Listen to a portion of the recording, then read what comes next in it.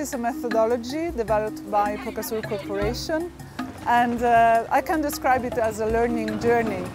In fact, it is designed to respond to the specific learning needs of the participant, and at the same time it is structured as a real journey. Participants travel and have the opportunity to meet with their hosts in order to learn from them directly about the successful initiatives and practices at the country level. We are here gathered from all parts of Africa.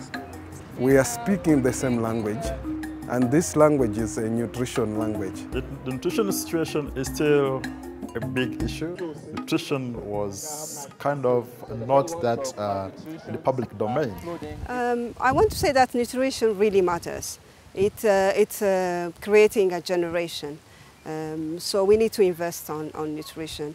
We can see that nutrition investment is very low. In some countries it's decreasing. Malnutrition is like a forest fire, I tell people. And so in order to, a lot of our interventions, we're fighting the fire. But if you really, really, really want to quench the fire, you have to contain it in addition to fighting it. And so prevention and education and awareness is the prevention piece that we need to increase. So the downstream impacts of nutrition, of malnutrition for that matter, is to impact greatly on the future generation. Kids cannot learn. Because kids cannot learn as they would because of malnutrition, you get a lot of teenage pregnancies because girls do not stay in school enough. You get teenage pregnancies, which results in high mortality rate for both mothers and children. So it's a serious problem which we need to tackle. We picked Africa because it is one of the regions that's behind in terms of stunting. So that's children who are too short for their age. Sadly, the indicators here aren't improving, and we see that in Rwanda. But it's great to see that the efforts are being made to change things. In my opinion, reaching the results is not a responsibility of governments. It's a stakeholders' joint responsibility to complement each other and focus on the targets. Because alignment is really the key to success. Because if we are going to break the jinx of malnutrition, then we really need to be together and in good numbers. We must be together as a critical mass and adequately knowledgeable. I think this is an excellent opportunity to work across borders, but also across spheres. For every $1 we invest in nutrition, we are getting a whole 16 out of that. So really, it's investing in our future. One of our objectives as a network is to inspire and enable learning and exchange across the network. We know it's really, really important in terms of not only scaling up efforts to reduce malnutrition, but in terms of building relationships, allowing people to come together, to reflect, to learn from each other, as much as from the context in Rwanda. And so when the opportunity came up, to be able to fund a learning route project, we leapt on it and we went for it. And it's certainly proved to be a brilliant experience so far. In Rwanda, we believe everything is possible. We were new and we thought, like I've always said, we have always believed success is not exceptional. It's the attitude. Rwanda, given its history, it has made tremendous progress towards fighting malnutrition.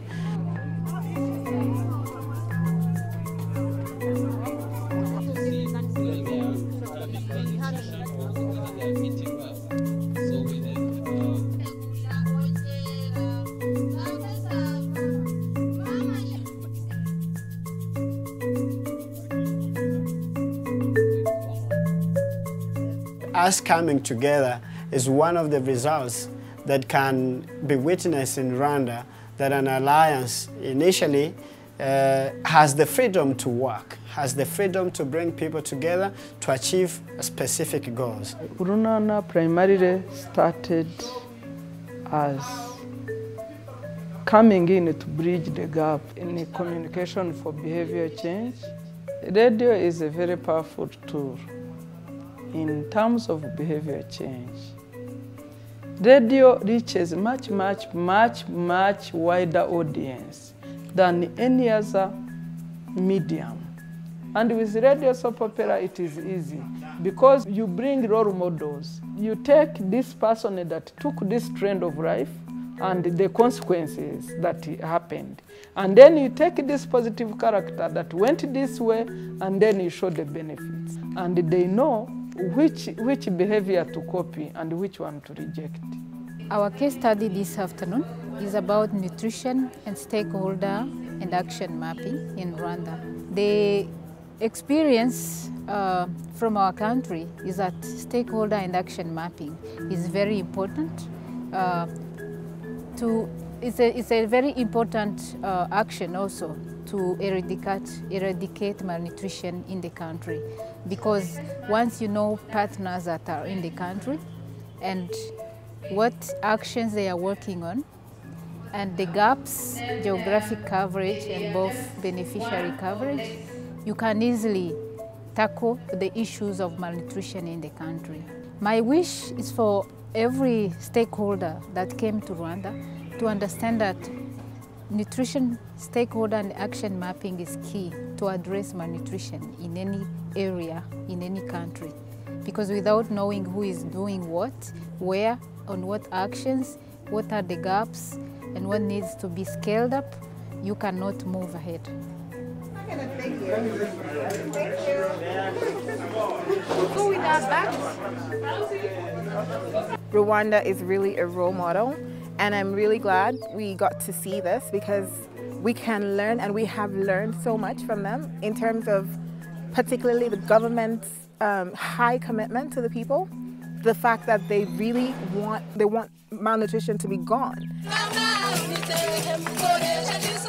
I've been able to see a number of good examples in Rwanda of how the multi-sectoral platform can effectively work at the district level and at the community level.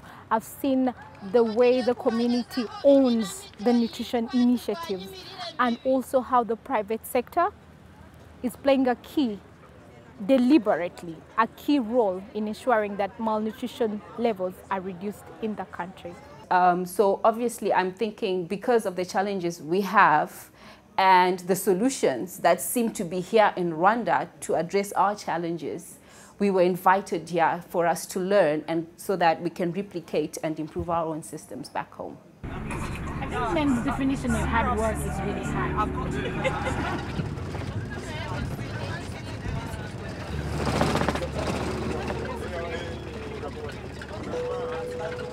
We cannot discuss nutritional issues in hotels. No, we need to start looking at down within the community, sit together with the people and try to reason together with them.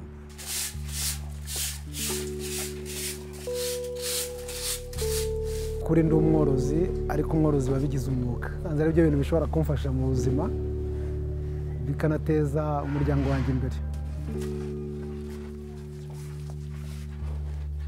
Amata nayo aragurishwa agasaguka nayo umuryango ushobora kuba wafata nkanaha n'abaturanyi cyangwa agafasha n'abaturanyi kugira ngo babone amata yo kunywa.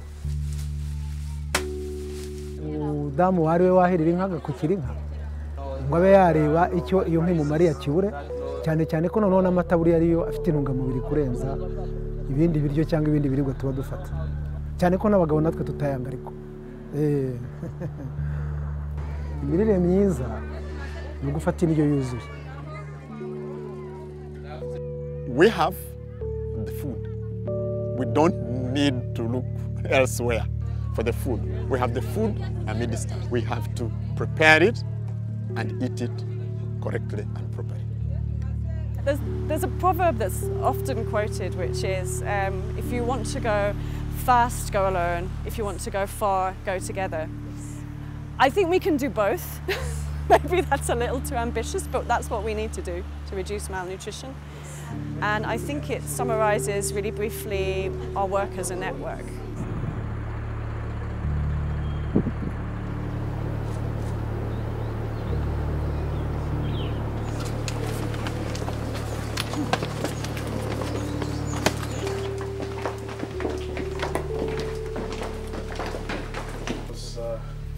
Organized before the arrival of colonialists. The genocide happened in our lifetime, only a short 22 years ago. It's no longer necessary to go fighting the wind on the ground. We'll start by eliminating The fact that they've come this far, it's incredible.